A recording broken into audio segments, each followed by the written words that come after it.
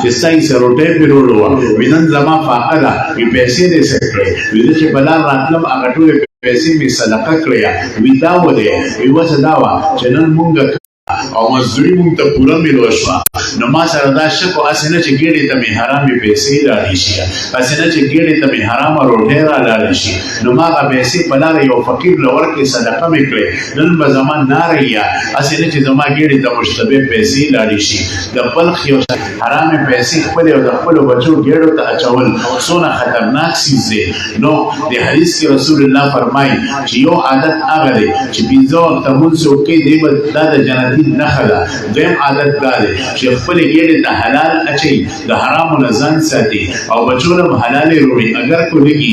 دریم عادت دا دی چې خلک د ده نه په امن کیه بد اخلاقه انسان نه ویه هسې نه چې بیبي د ده نه تنګه ویه هسې نه چې اولاد د ده نه تنګ ویه بل حدیث کې رسول الله صلی الله علیه وسلم فرمایي خیرکم خیرکم لاهله تاسو کې بهترین انسان هغه دی چې دوی د خپلو اهلو عیال لپاره ښه یه مونږ ډېر خلک داسې یه چې کور کې بد اخلاقي بار به خلکو ته خاندي بار په جرګو کې کینی پاسي بار به د خلکو سره تعلق ساتي خپلو خویندو سره بد اخلاقي خپلې مور سره بد اخلاقي خپلو اولاد سره بد اخلاقي خپلې بیبي سره بد اخلاقي د اسلام په نظر کې دا د ټولو نه غټ بد اخلاقي اسلام وی خوش اخلاق انسان هغه دی چې د د خوش اخلاقی ابتدا د کور نه وشي چې د د بیبي سره اخلاق مزیداری د د مور سره اخلاق مزیداری د د ګاونډي سره اخلاق مزیداری بار به غټ شهرت یا ګاونډیانو کې بدی بد اخلاقی دا انسان د شریعت په نظر کې خوش اخلاق نه رحمه الله یو بزرگ دی دا گاون کې یو زنانه اوسېده هغې کور خرڅو د کور قیمت یې تقریبا 2 لکه روپۍ وې 2 لکه درهمه خلک ورپسې رن چا چې کور اخیسته بوډۍ ظلم مه کوه ستا د دې کور قیمت چې څونه رقبه کې دی عام طور د دې قیمت 1 لک درهم د ولي الله سړی دی د ټوله شپه الله ته جاړي په تهجد ولاړ یا د ده د هغې تهجد په برکت د ده د عبادت په برکت الله تعالی زما په کور هم رحمتونه نازلوي د ډېرو عذابونو نه زه بچ یم چې داسې لوی ولی الله زما په ګاونډ دی او زه دا کور خرڅوم نو ګاونډ به هم خرڅوم 2 لک روپۍ د کور قیمت 1 لک د دې ګاونډ قیمت چنانچه عبدالله بن طاهر رحمه الله ته پته لګیا هغه راځي دې بوډۍ ته ورټکوي بوډۍ ورته څوک چې زه عبدالله بن طاهر یم بوډۍ کور ولې خرڅې چې مجبوره یم څه مجبوري ده چې زما 4 لوڼه دي هغې ودونه غواړي او د هر یو ماشوم خپل لوڼو وادو که ما تاله دا قرض نه دي درکړی د الله د رضا امداد مې درسره وکړه او ته دا ګاونډ مه پرېږده ستا غونته تهجدګزاره او پاکه ښځه دې ګاونډ ته بیا نه شي دا حالو د اسلافو د ګاونډي سره دونه ښکلي اخلاق زمونږ به ګاونډي او قسمه قسم ګیلې به دې کوو که نارینه که زنانه ته د ګاونډي نه نفرت مه کوه ګاونډي سره ښه کوه ګاونډي ته حیثیت ورکړه چنانچه کور کې د پیغمبر علیه السلام د اخلاقو ابتدا پکار ده پیغمبر علیه السلام بیبیانو سره اخلاق ښه استعمالوي تعالی عنها خپل اواز لږ تیز کوه پیغمبر علیه السلام چونکې د هغې خبرې برداشت کولې ځکه د هغې سره محبت ډېر وه لکه خبرو کې د پیغمبر علیه السلام سخرو حضرت عائشہ والد محترمه د خپل لور کور ته راځي خپل لور چې ویني چې د رسول الله مخې ته اواز تیز کړی دی ډېره سخته غوسه ورځي ځکه د صحابو په زړه کې د رسول الله محبت او مینه ډېره وه د حضرت عائشې په زړه کې د رسول الله محبت شوه چې ابوبکر خپله لور اوس وفیه چنانچه رسول الله رامنډه کړه د حضرت عائشې مخې ته ودرېدو لیچ یې لاس یې کلو کړه ویې فرمیل ابوبکر عائشې ته بس نه ویل ابوبکر عائشې ته بس نه وایې خیر دی که څه خبرې دې وکړې خیر دی که څه خبرې دې وکړې حضرت ابوبکر صاحب واپس شو په دویمه ورځ السلام حضرت عائشہ خوږې خبرې کوي حضرت ابوبکر صاحب بیا د خپلې لور کور ته راغی نو صحابو ترتیب دا و زمونږ په معاشره کې خو چې لور واده کې نو بیا هلته تلل لوی آر ګڼي صحابو په معاشره کې داسې نه و پیغمبر علیه السلام به د حضرت فاطمې کور ته روزانه په مناسب وخت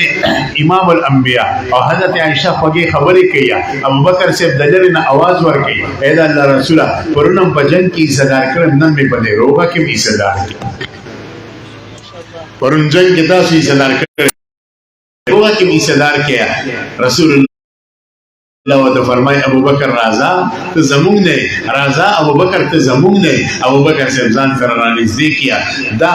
رسول الله اخلاق په کور کې دونه مثالی اخلاق د پیغمبر علیه السلام لا روان دي یو ځانانه روانه ده ودرې دا قضیه ودرې پیغمبر علیه السلام ودرې خیر دی تاسو نه ملک کار وا پیغمبر علیه السلام انت کې بلار کې هغه ته مو کېنا بلار کې ورته تاسو څه کارو قربان چې زه دل پورا کوم دا اعلی اخلاق د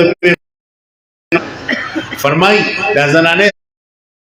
ځان سره کور ته بونتلا په لار کې کېنول چې ټول صحابه وته ګوري او دغه په مخ کې خبرې وشي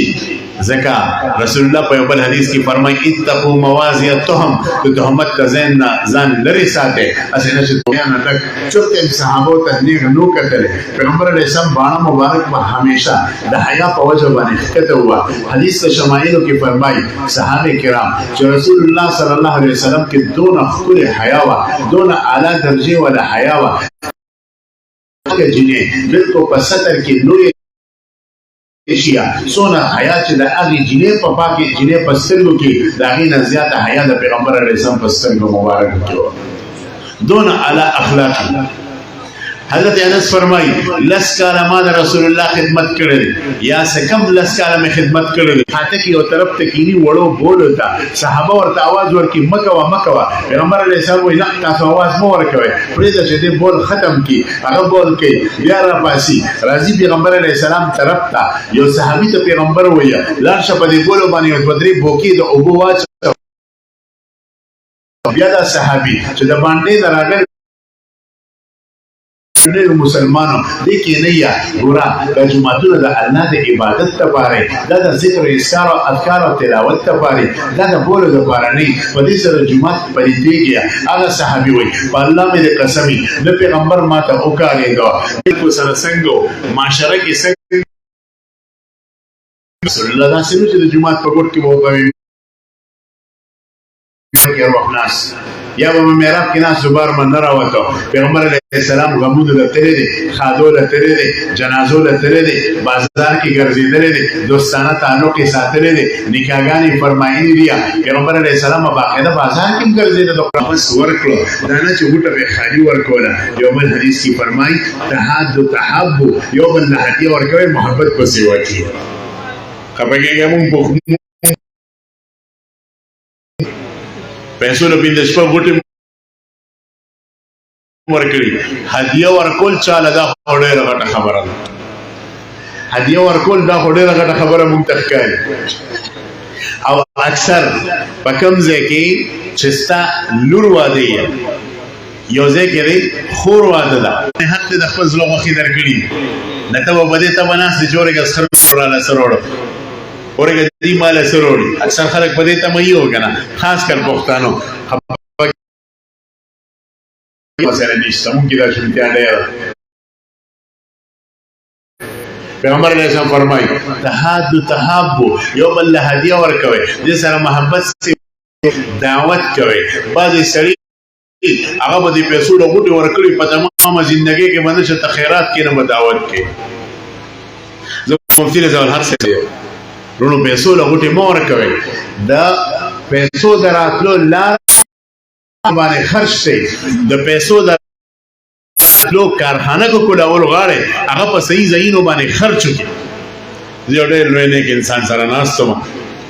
نو هغه مونږ ته وایي روټۍ به خورئ تاسو نشئ تنګولې ځو به روټۍ نه خورئ نه تاسو خپل رزق دلته روټۍ لذنب یعنې الله ته توبه ډېر وباسي دا په ډیرو فوایدو کې به یو فایده یې چې دنیا لحاظ سره به د لاس کته کېږي نه د لاس به برئ دی به مالداره کېږي تاسو په تسبو باندې هر وخت استغفار ویلی شي حضرت ابو هریره صاحب صحابي دی او دې وروسته ډېر مالدار هم وي په ډېرو وجو کې یو وجه دا وه رضي الله با یو غوټه هغه له پیغمبر علیه السلام به وله جوړه که ورته وي به دا غوټه ځان سره ظاهره اوسه کړي ته او دا به فرمایل ظاهر بادیتنا ونحن حاضروه ظاهر په زما کلی دی کنه دا زما کلیوال دی او زه د خارم زه د خار ملګری